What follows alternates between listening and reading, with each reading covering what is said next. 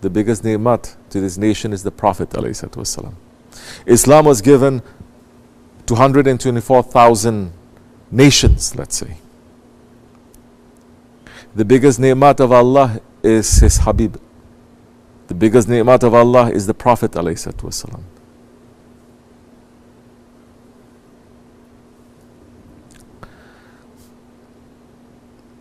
That Allah subhanahu wa ta'ala is saying to the Bani Israel, remember my favors upon you. We have become like that. Because for 1300 years and change, the ni'mat of Allah was still there, we did not forget. That's why we are saying so many of the secrets of the Quran is going to come out for the people of the Akhir Zaman if they were to think and look with the eyes of Allah and the Prophet ﷺ and the hearts of the awliya Allah, not with their ego, not with their over-education, not with their swallowing of the Quran to become a Hafiz, you understand? Definitely not with the eyes of a Wahhabi. Then you're going to understand. And you're going to say this book is majestic. It used to be for 1300 years. When we had the ni'mat, what is that ni'mat? We said the greatest ni'mat of Allah is the Holy Prophet ﷺ. But what is the sign, physical sign of the ni'mat? Of the Prophet's ni'mat here on earth is what? Is the Khilafat. Because the Khilafat is the Khilafat of the Prophet ﷺ. Hazrat Abu Bakr Siddiq is saying, I'm representing the Prophet. He is not saying, I'm representing Allah. He is saying, Prophet is representing Allah. And Hazrat Umar is saying, I'm representing Abu Bakr Siddiq. Osman is saying, Hazrat Ali is saying, I'm representing Umar. It goes on, it goes on, and it goes on. Everyone was on this firm handhold. Everyone was on this golden chain. That chain was broken and is made to believe. Now you say, now you can have a direct access to Allah, every one of you. Not only you don't need Khalifa, you really don't need Prophet anymore. You can just make up whatever understanding that you want from the book or from his teachings. You don't need this chain. You don't need Sahabe Kiram, Tabi'in, reaching all the way back 30. You don't need 1300 years. We are free. Our egos are free. This is the meaning. Our egos are free. Our egos are not chained to 1300 years of righteous rule. Our egos are free to do as we like. Now we're going to use that book and the Sunnah and Islam the way that our egos have always wanted. So the ni'mat, we had that for 1300 years, and that was the Khilafat. Because it's a physical reminder of the one who's representing the Prophet ﷺ. When you remove that, the ni'mat is removed already. The ni'mat is removed. The greatest favor is removed.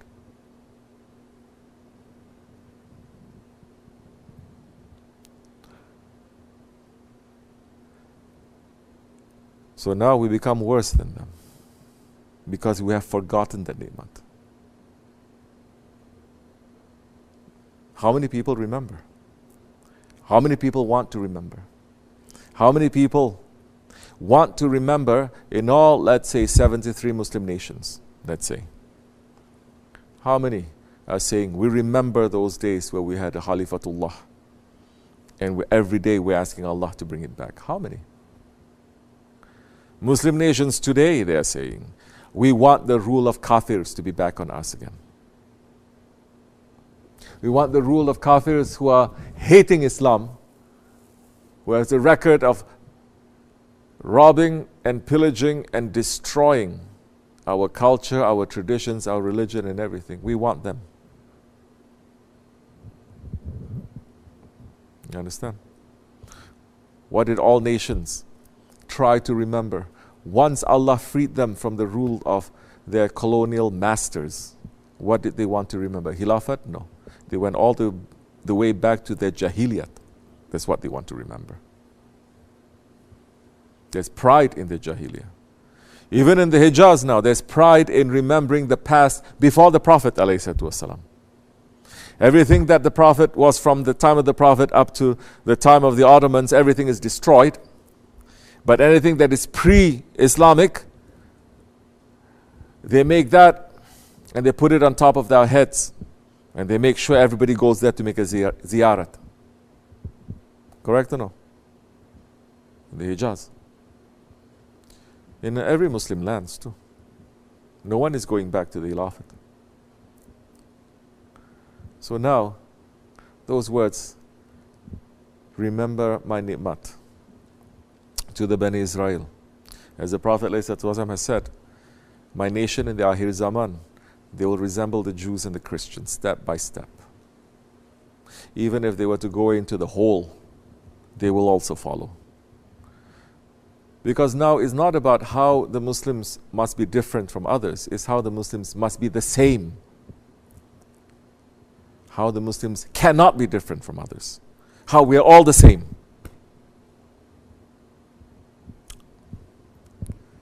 So, same punishment is going to come. This is not what our Prophet came to teach.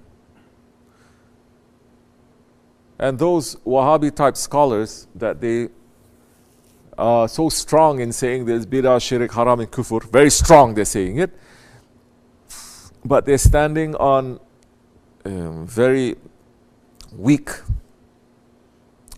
doesn't make sense arguments.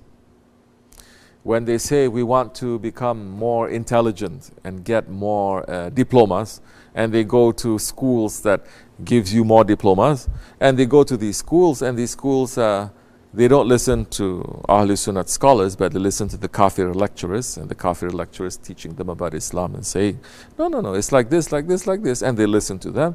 Now, before they are saying everything is haram, kufr, shirk, and bid'at, now they are becoming professors and doctors and PhDs. Now they're saying, well, you know, actually even Aqidah is a process. It takes hundreds of years for people to believe in Aqidah properly. Meaning La ilaha illallah. It's just like the Jews and the Christians, you know, it took them hundreds of years. I almost went to Iznik, in my trip to Turkey.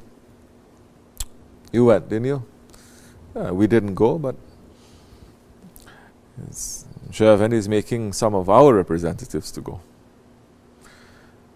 And in Iznik is Nicaea, the ancient city, where first time it's convened. It's 313 years after Isa alayhi salam that they came in and they finally decided on basics of Christianity. 300 years. Okay, we believe in this. A few years later, they had another one. So they say Christians had that. The Jews only had that during the time of Islam in Spain. That's why they love that Maimun guy. His name is Maimun. You don't know? Maimonides. Maimun. And he's taking everything, looking around from spirituality, tasawwuf and everything, and he's making it like that. Finally, they have some sort of a form. Now, these Wahhabi scholars, they go into very high class, first tier universities, and they're saying, you know, same thing. Islam is also. Religion is not perfect. It's evolving. Even Aqidah, to believe in one Allah, is evolving. Definitely, these are scholars of shaitan. And people who follow them are not going to find safety. Because there's no certainty anymore. They're not looking for people who have certainty. They're not looking for people who have faith. They're looking for people to put more doubt and confusion because that's supposed to be very intellectual. They're smart. So they can take all of that and you can sink in that. Okay? So, the ni'mat is lost. Holding on, one of the titles of the Prophet ﷺ is that, the firmest handhold. Urwatin wuthqa. You hold on to that. You are weak, we are weak. But you just hold on to something strong, you will become strong. You hold on to that, you'll become strong. But they remove this urwati wuthqa. They remove all these firm handholds. So now, there's the Sohbet. I cannot make jokes like this, so I'll tell jokes later. So they don't have firm handholds, so they hold on to very wrong ones. That's what is happening. You understand? So they also become jerks.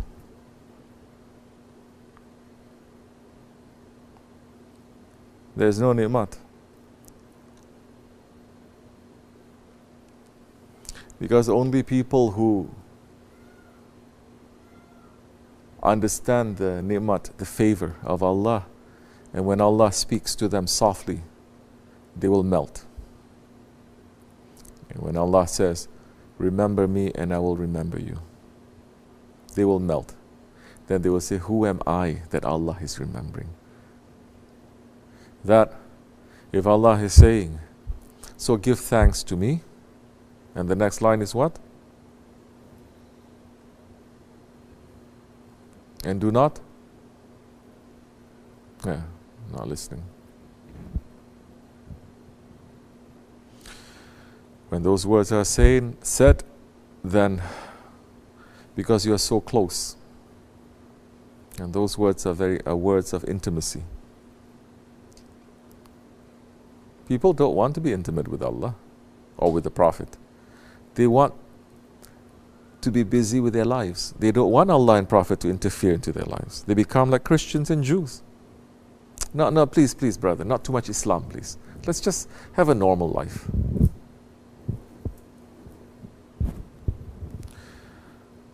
So, we are going to be tested. And it looks that we're failing the test.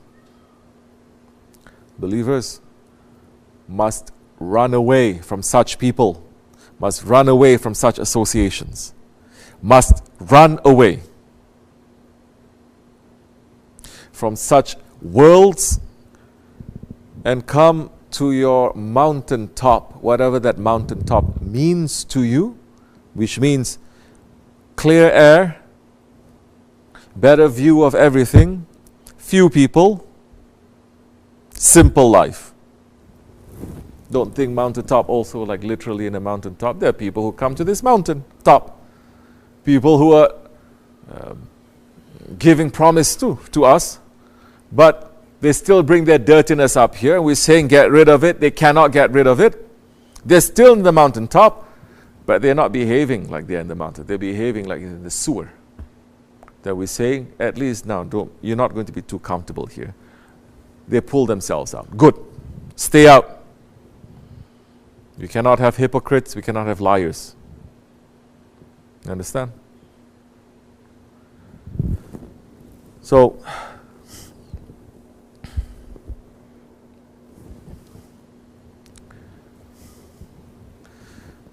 we're trying to be believers, we should remember and to give shukr. If you're not around people who give shukr, you will not know what shukr is. If you're around kafirs and people of dunya, that they don't give shukr, you will not know what shukr is. You'll think it's very strange why I have to say thank you. I have to go and get more and more and more and more. My desires must be satisfied because you're around those people. Whether you call yourselves Muslims or non-Muslims, it doesn't matter. But if you're around people who give shukr, then you will know that you'll be satisfied with very little. Of this dunya, you're satisfied with very little. They give, they don't give, you're okay. It's not a tragedy, yani. Maybe a little bit hot, maybe like this or like that, but it's not a tragedy. You're okay. People of dunya, what they want, they don't get it. A disaster. Disaster. You understand? Huge disaster. Talk about entitlement. Whoa. These ones are saying, we are lords, don't you see? Everything should bow down to us. If you're around people like that, even if you call yourself a believer, you'll never understand what shukr is. You'll never have peace in your heart. Because the ego was not created in peace. The spirit is created in peace. And we're looking to see that and to have that and to hear that from our Lord. Salamun qawlan min Rabbir Rahim. How many of you are making that zikr? Salamun qawlan min Rabbir Rahim. Once you understand that little bit, you will look for peace. You're not going to look for what to have, you're going to look for the satisfaction. And you're going to be around the people who have more peace and satisfaction, because that brings you more peace and satisfaction. That brings you more faith. And you want to be around those people. You don't want to be around those people who are not remembering their Lord. They must be the dirtiest people in the world, that they're not saying thank you to their Lord. Dirtiest people. Allah is creating them and they're not saying thank you. And there are billions. Stay away. Be with people who say thank you. And that time your faith will grow. That time you start tasting. You start tasting. Not having, tasting.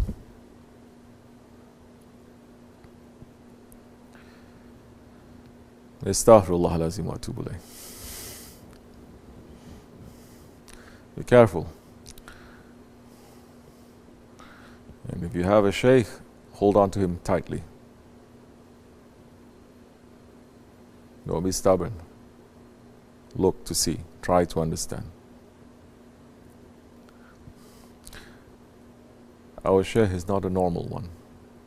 Yeah. That you can just meet him once a year and you'll be fine. Our shaykh demands the kind of love and the kind of sacrifice as the Holy Prophet ﷺ demands that from the Sahabi-Kiram, and the Sahabi-Kiram voluntarily give. Demanding not in the sense that he's saying you must. Demanding meaning that it becomes a nature of you. It becomes a natural part of you.